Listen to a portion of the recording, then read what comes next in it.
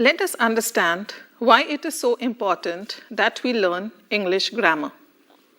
English grammar is a body of rules that describe us the properties of the English language.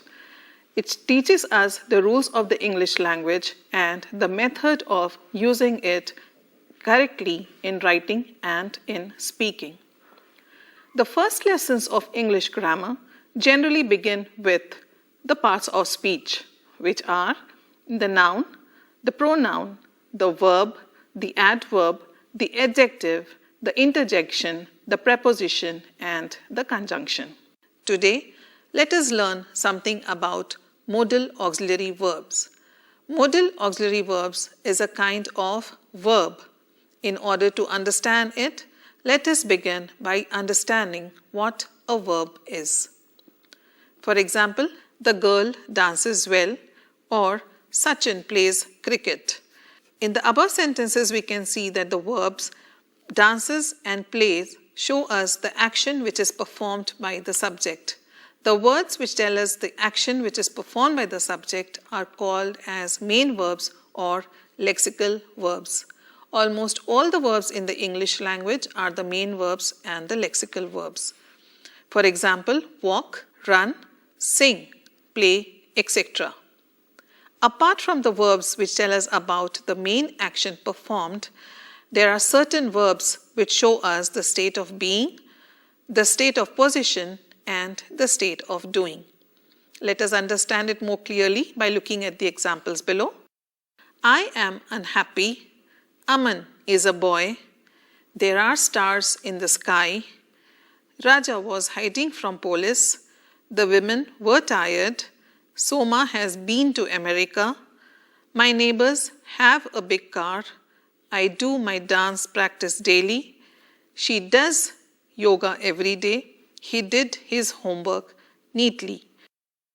The words is, am, are, was, were, been, has, have, and do show a state of physical existence, state of position, and state of doing respectively. They have a meaning of their own and therefore they are called lexical verbs or main verbs.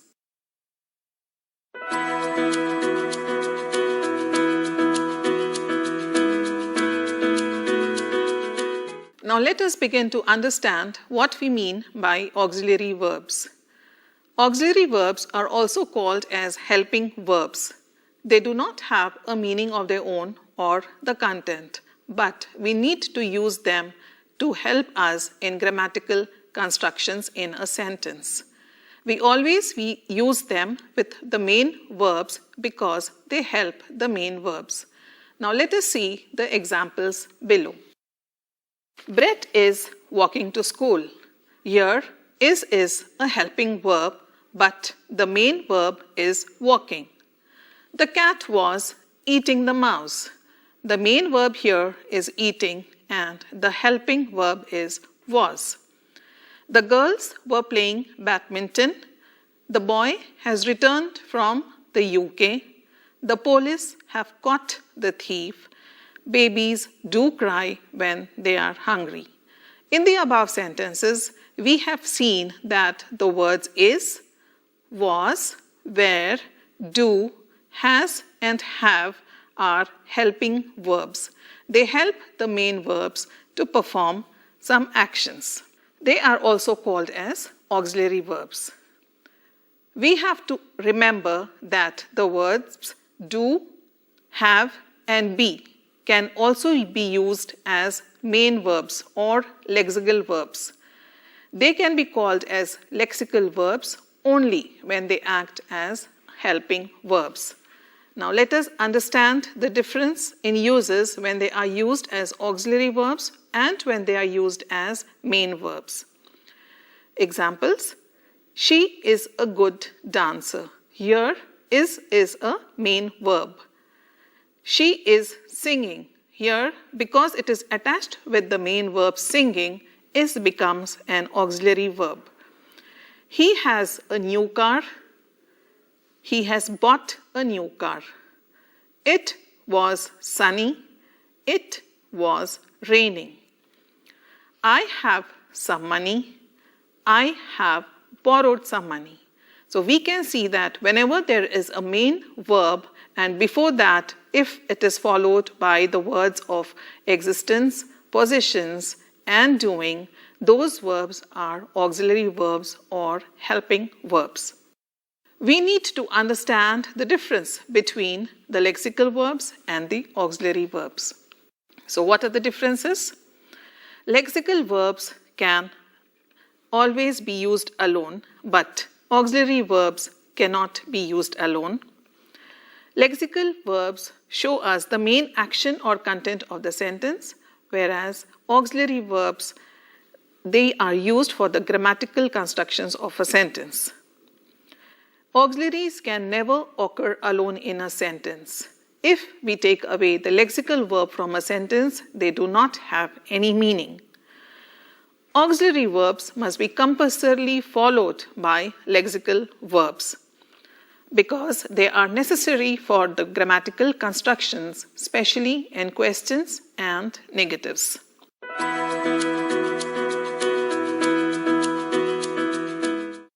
Now let us see how many types of auxiliary verbs are there in the English language.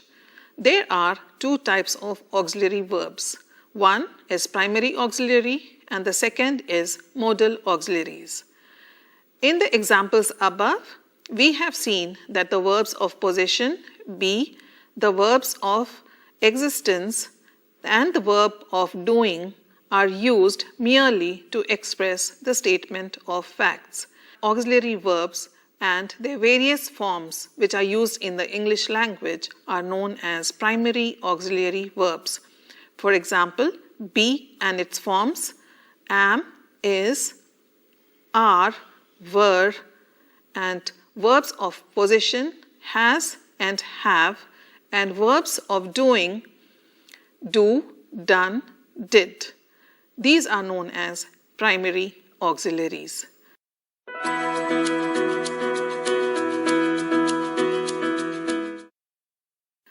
Now let us move forward to understand what are modal auxiliaries. Modal is derived from the word mood or mode because they are used to express the mood of the speaker at the time of he is making a speech or if he wants to communicate something. Let us understand modal auxiliaries by going through the examples below. He will come, he should come, he ought to come, he might come, he may come, he dare not come, he need not come.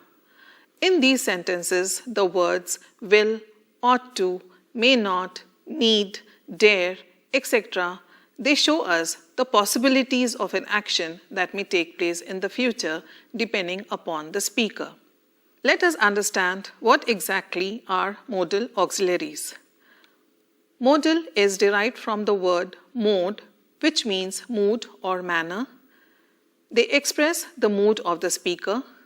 They do not tell us the content or the meaning or the exact situations, but they tell us a number of possible situations. It is not necessary that these actions should happen. Several factors may prevent them from happening in the future. They are also called as colored auxiliaries because they are colored by the speaker's mind. For example, fears, hopes, expectations, attitude, obligations, suggestions, futurity, possibility, and attitude. Let us understand the main difference between a primary auxiliary or a main verb and the modal auxiliary. I am going to the movie is where you are expressing your decision.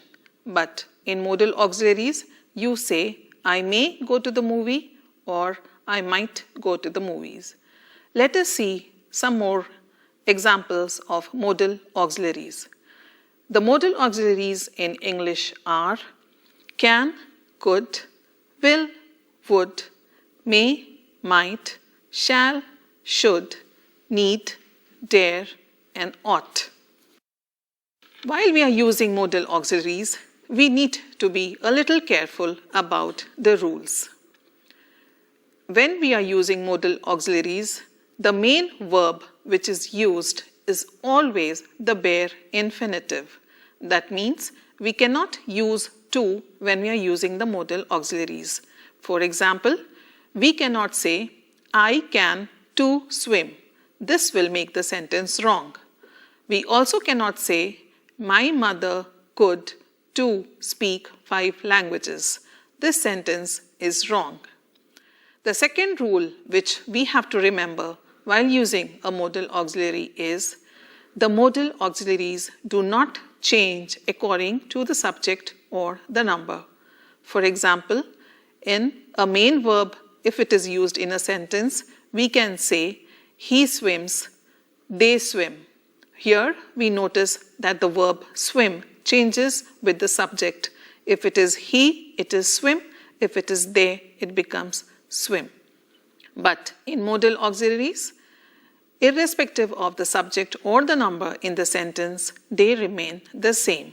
For example, we say, he can swim, they can swim, I can swim, we all can swim. So we see that they are not changed. The third rule which we have to remember while using a modal auxiliary is the statement in a modal auxiliary can become a question by the inversion of the subject. For example, I should stay is the subject, but if the question has to be made, you just inverse it. Should I stay?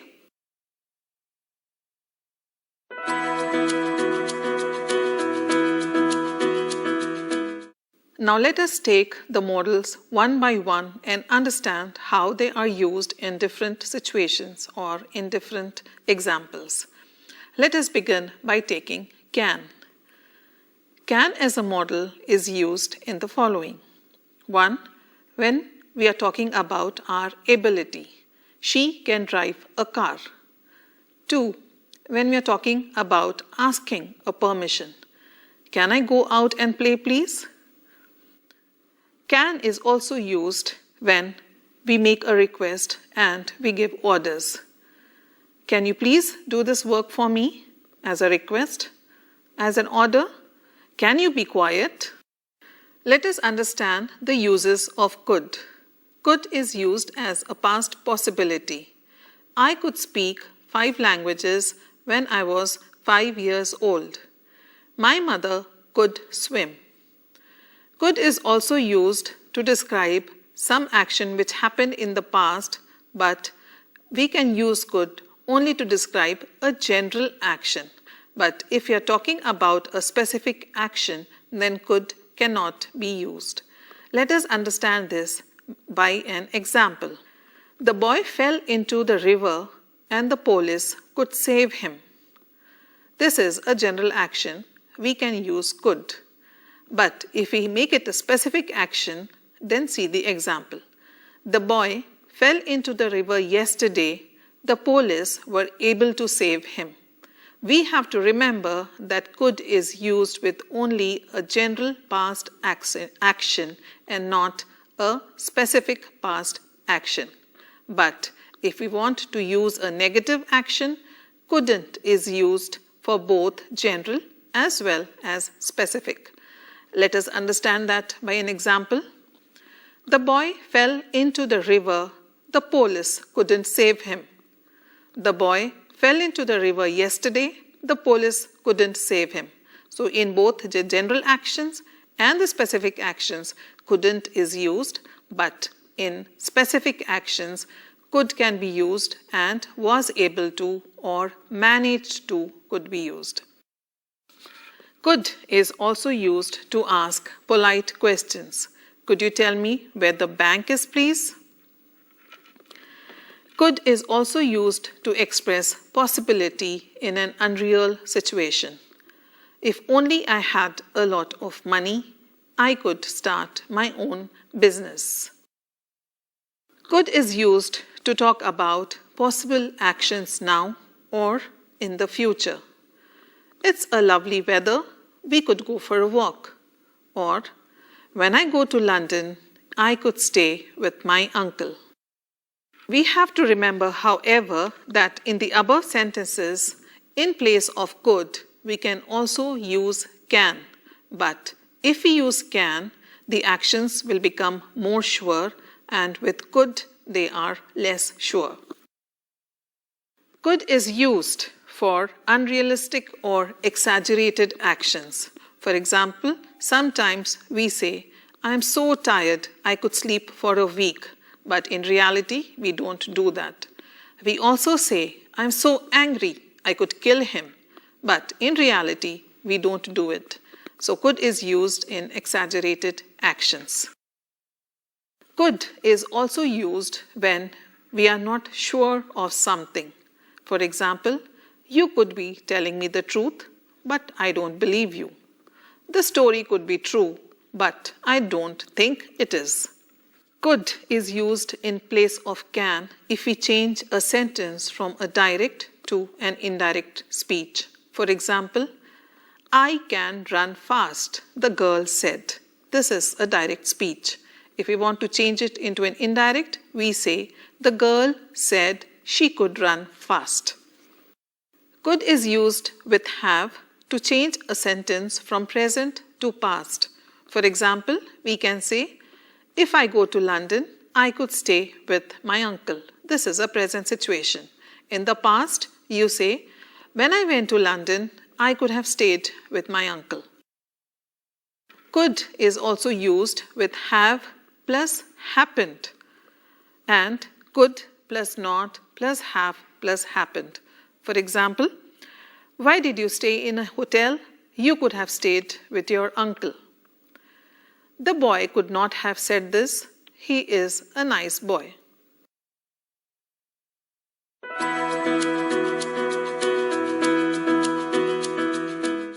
Now let us proceed to understand the other set of modal auxiliary verbs, will and would. Let us begin with will.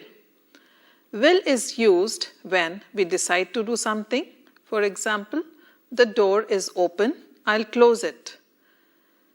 Will is also used when you offer to do something. For example, your bag is heavy, I will carry it for you. Will is used when somebody asks you to do something and you agree to do that. Will you give him my book? Sure, I will when I see him.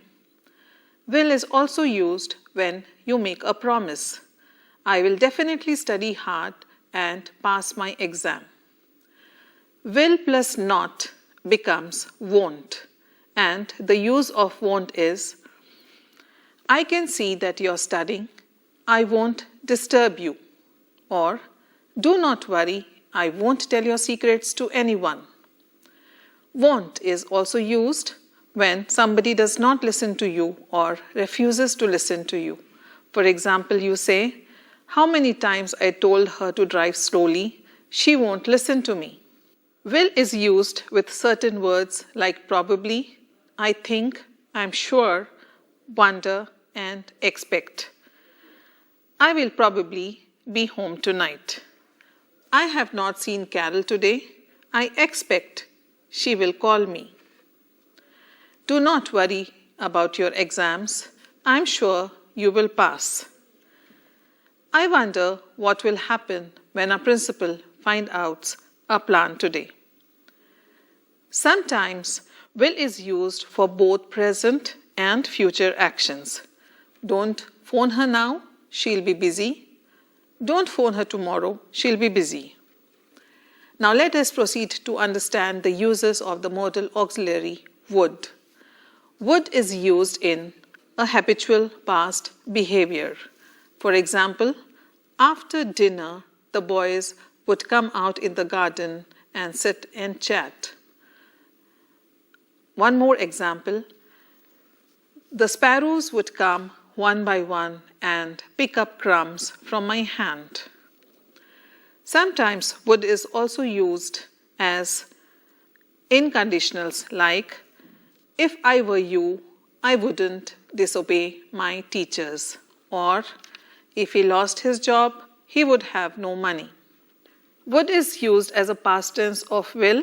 For example, the manager said, the office will be closed on Monday. If you change it into indirect, you have to say, The manager said the office would be closed on Monday. Would is also used when you have a desire to do something but you are unable to do that. For example, I would phone Seema if I have her number, or I would have phoned Seema if I had her number. Would is used when you're expressing a wish. I wish you would stay, or I hope they would stay and not leave me alone and go. Would is used with rather to express your choice of preference. For example, I would rather fail in the exam than cheat in the exam. Would is used for asking polite questions. Would you like a cup of coffee? Would is used with have plus verb when we imagine a situation or actions in the past. If not for the neighbor's help, he would have starved to death. Would is also used in derogatory terms when we want to criticize or complain about someone else. For example, your cousin said you passed the exam because she helped you. Oh, she would say that, wouldn't she?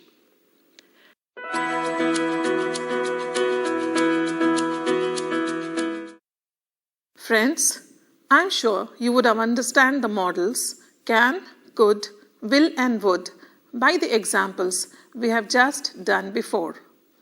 Now let us hear a short story which will help us to understand these models in a better way and to use them in the right context. This is the story of Rose. I have many friends, but only one best friend. Her name is Rose.